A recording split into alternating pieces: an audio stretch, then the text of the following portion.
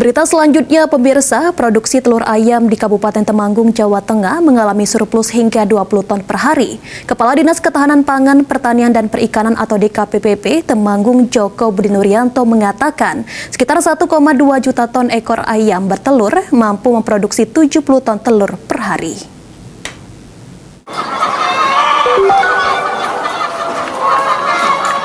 Dinas Ketahanan Pangan, Pertanian dan Perikanan DKPPP Temanggung, Jawa Tengah mendata produksi telur ayam di wilayahnya terbilang tinggi. Telur mengalami surplus hingga 20 ton per hari. Produksi pun bakal terus tumbuh seiring jumlah populasi ayam di Temanggung mencapai 1,2 juta ekor yang dikelola 350 peternak.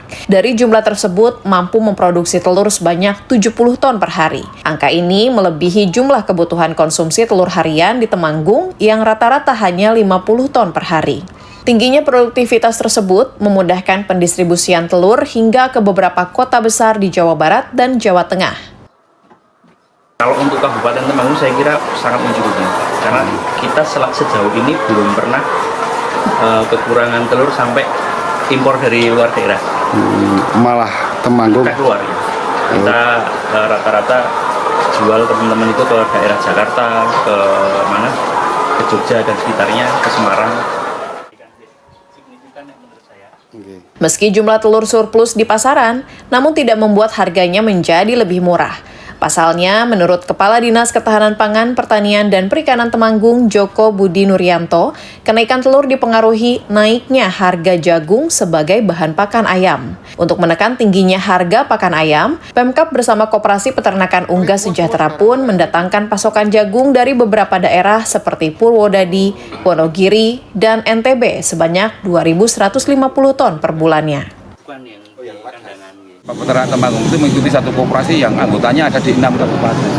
Jadi secara stok memang mereka kemudian ya pasti terambil dari luar mana yang butuh. Tapi memang kemudian juga ada kebijakan di jagung itu meskipun belum masif seperti padi, ada HPP-nya. Sekarang HPP jagung itu 5,5.